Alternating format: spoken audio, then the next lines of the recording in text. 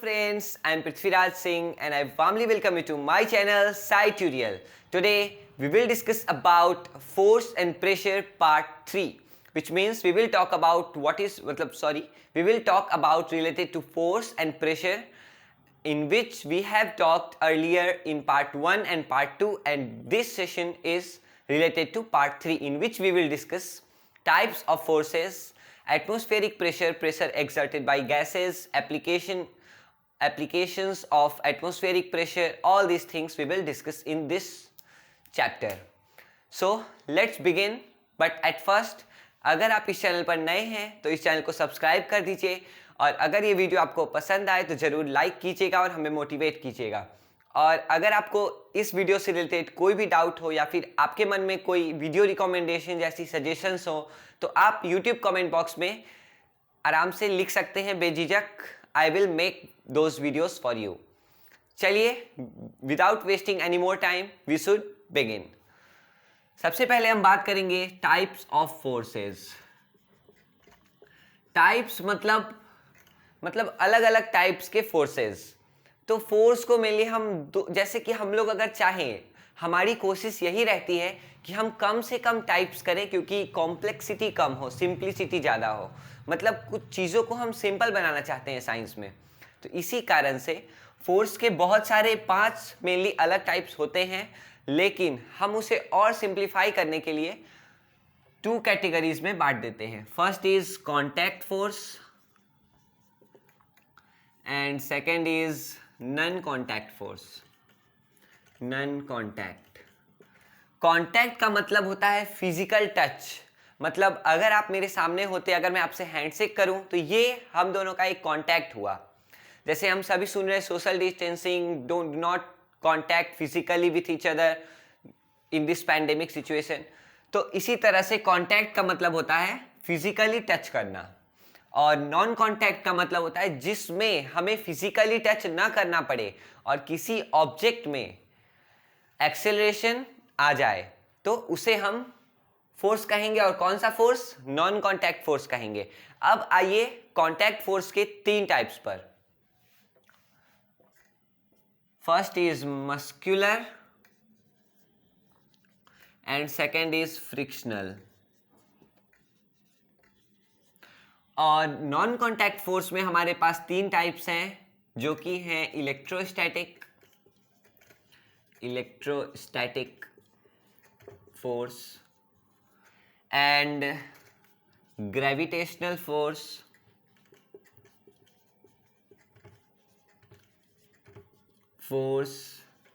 And the third one is magnetic force. इन सभी फोर्सों में, मतलब ये जो भी फोर्स यहाँ पे मैंने नॉन कॉन्टैक्ट फोर्स में लिखे हैं, उनमें किसी भी गिवन मास के ऑब्जेक्ट में एक्सेलरेशन लाने के लिए हमें कांटेक्ट नहीं करना पड़ता है फिजिकली।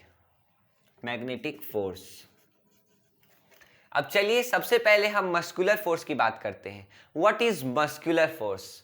अगर आप कोई भी मस्कुलरली, मतलब आपका जो भी मसल्स है बॉडी के, या फिर किसी एनिमल्स के मसल्स, या फिर किसी भी लिविंग ऑर्गेनिज्म्स के जो मसल्स होते हैं, उनसे अगर कुछ फोर्स लगाया जाए, तो उनसे फोर्स लगाने के लिए तो हम कोई हैरी पॉटर तो है नहीं जो कुछ मंत्र बोल के एक्सेलरेशन करा देंगे सामने वाले ऑब्जेक्ट में, लेकिन हमें फिजिकली टच करना पड़ता है। जैसे अगर I have to push you, I have to touch you with my hands.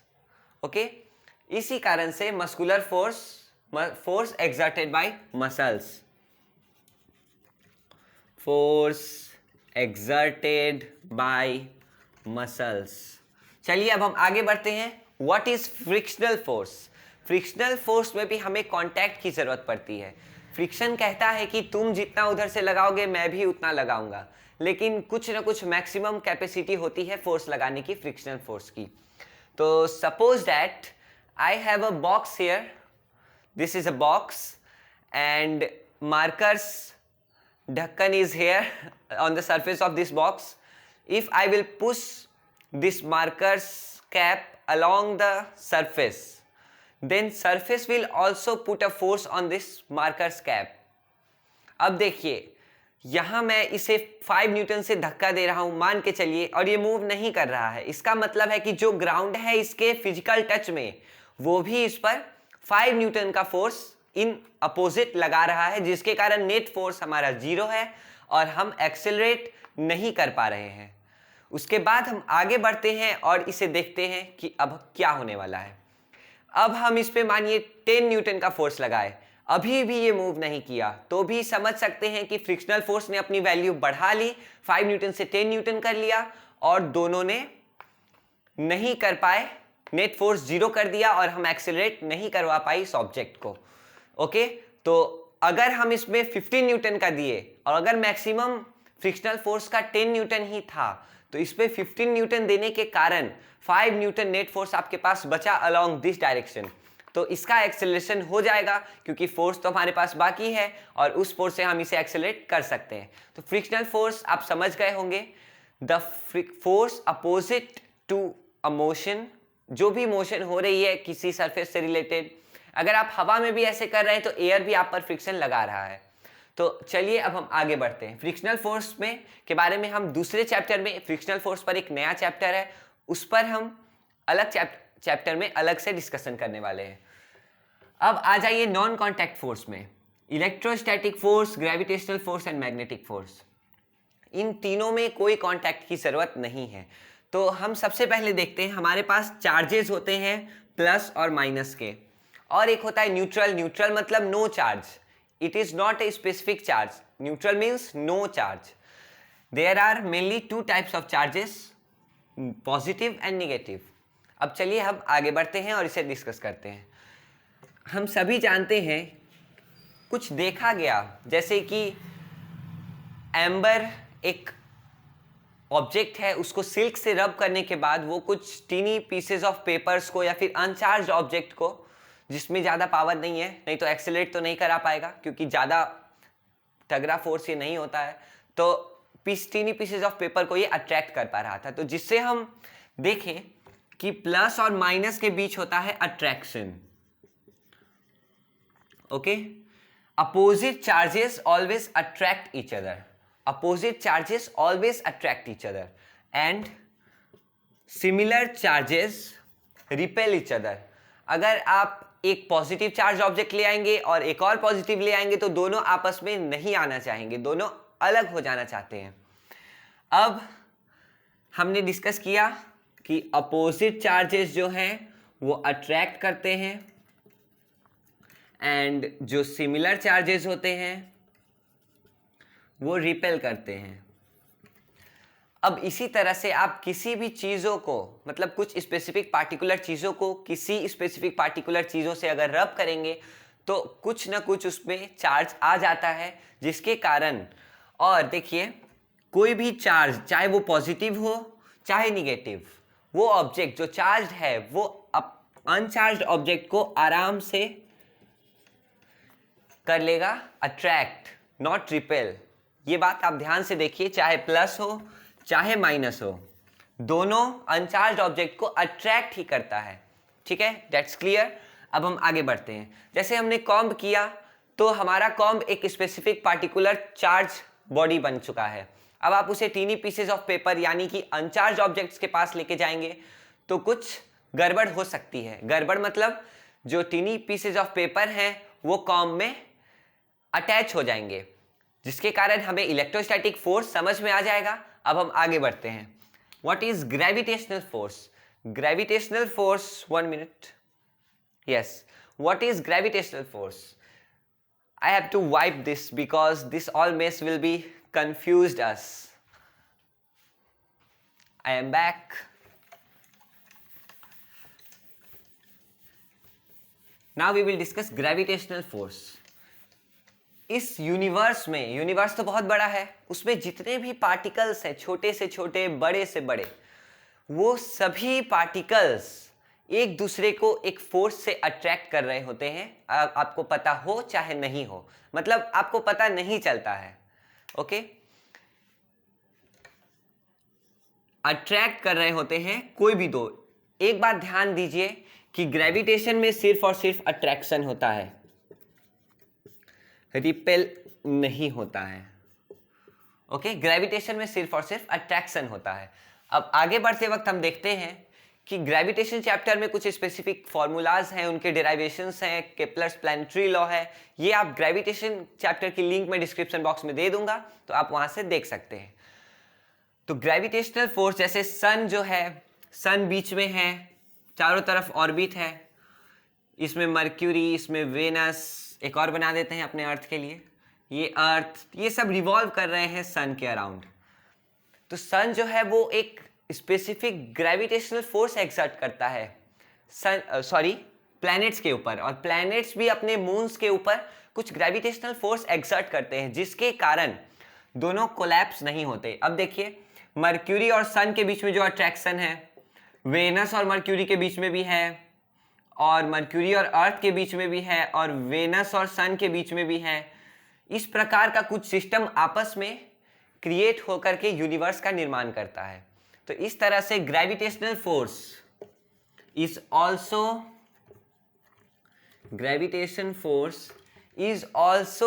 experienced by heavenly bodies, however, but gravitational force is specifically for particle objects.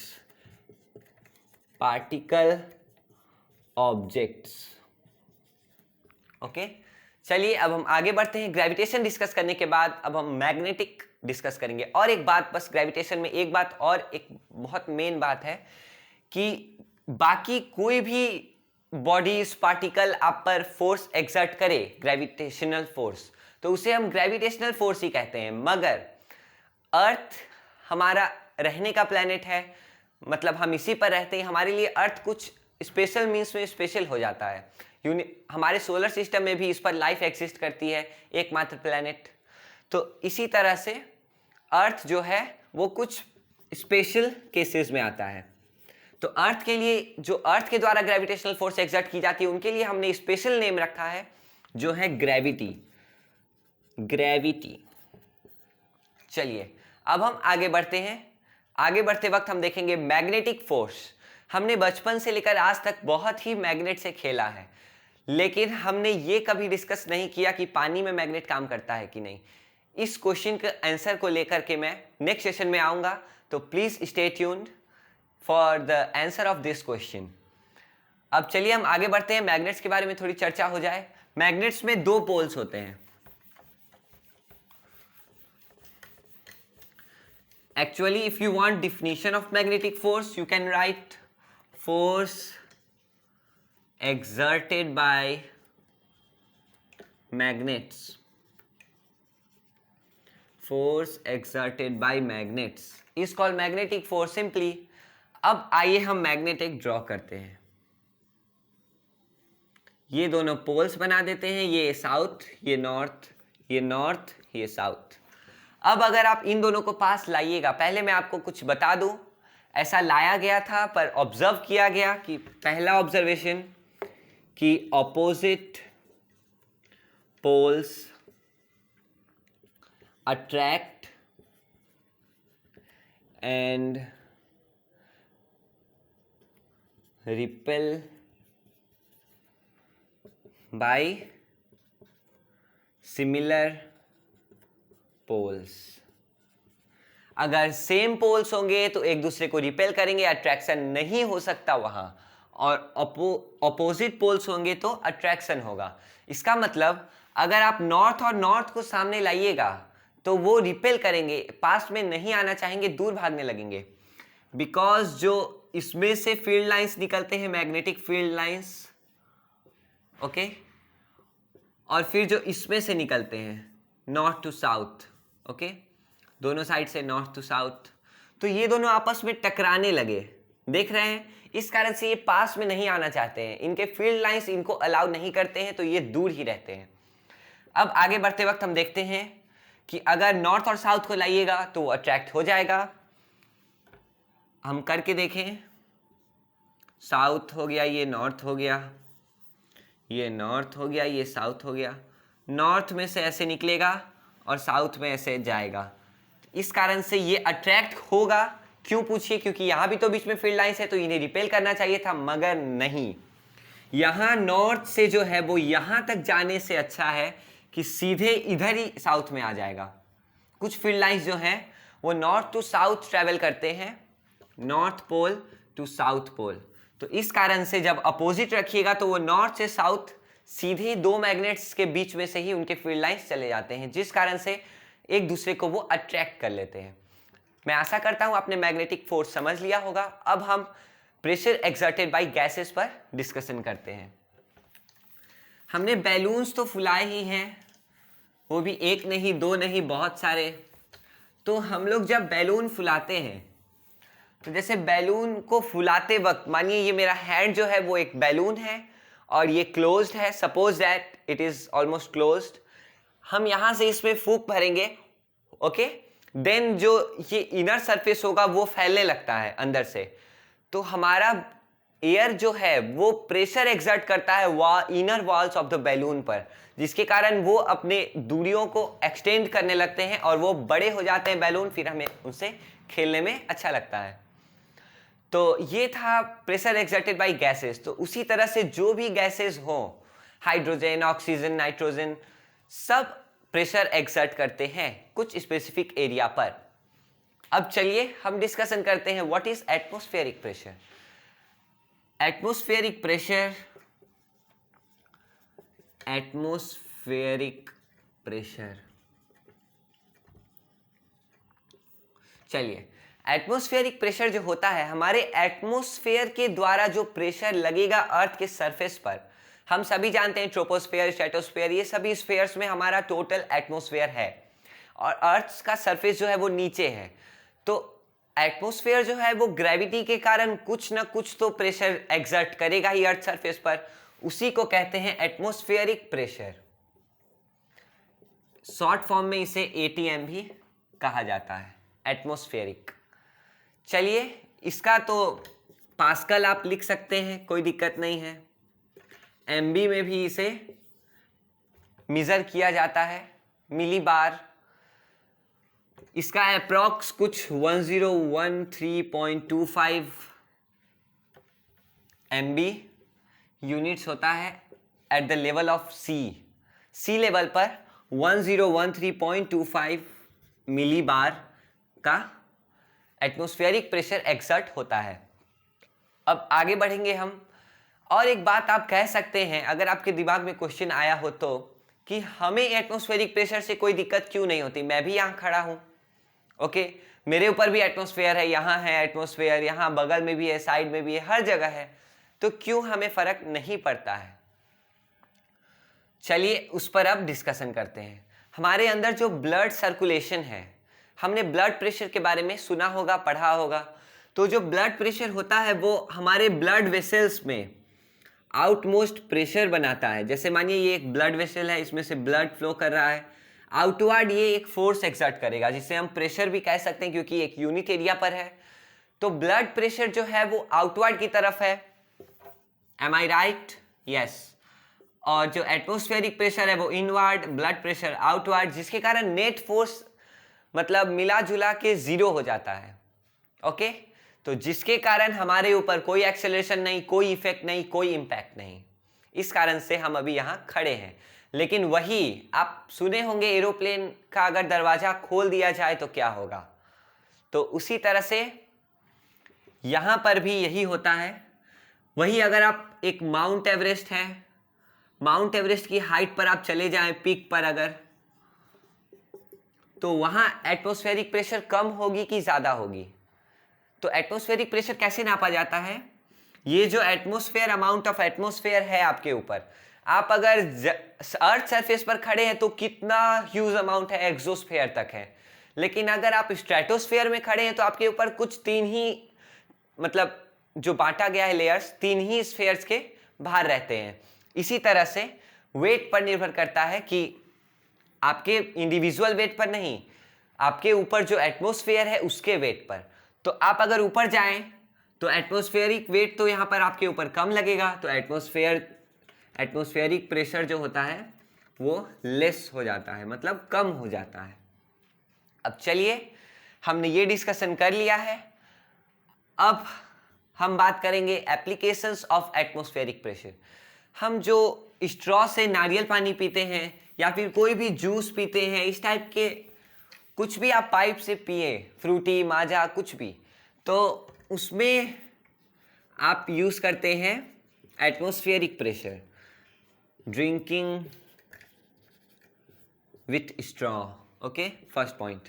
और वो कैसे, अब देखिए, मानिए ये मार्कर मेरे लिए एक पाइप है, ये हाथ मेरा एक जूस है, मैं इसे सक कर रहा हूँ।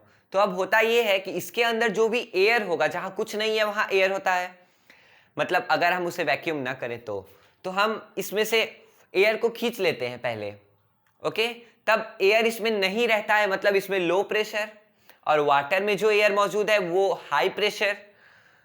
और हम सभी जानते हैं चीज़ें high pressure to low pressure जाती है, इस कारण से जो मेरा जूस है वो इस पाइप में आने लगेगा automatically, because I have removed air from this straw, तो मेरे मुंह तक वो पहुंच जाएगा।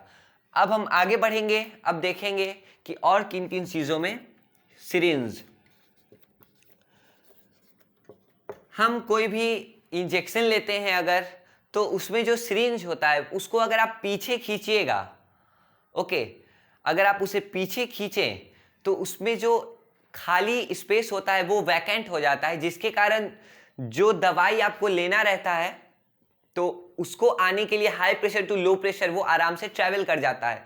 आप लो प्रेशर क्रिएट कर देते हैं सिरिंज के वो पीछे वाले पोस्चर को पीछे खींचकर। सिरिंज हो गया। और तीसरा हम ले सकते हैं रबर सकर। आप मॉल्स में गए होंगे, देखे होंगे कि कुछ हुक्स होते हैं, इस हम सभी बॉल से तो खेले हुए हैं, जब बहुत खेल लेते हैं तो बॉल हाफ हाफ पार्ट हो जाती है ना, रबर बॉल्स।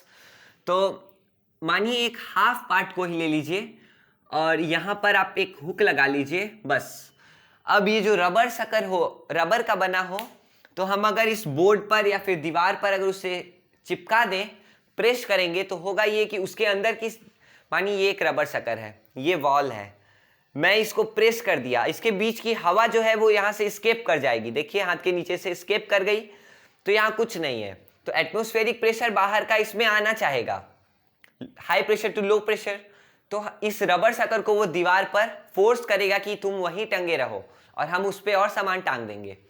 अब चलिए, हमने एप्लीकेशन पर भी बात कर ली, आज हम इस सेशन को यहीं पर ख़त्म करते हैं, वैसे भी बहुत टाइम हो गया है। अब अगर आपको इससे रिलेटेड कोई भी डाउट हो तो आप उसे यूट्यूब कमेंट बॉक्स पर बेझिझक लिख सकते हैं। And guys, meet you in the next session, bye, with more and amazing videos.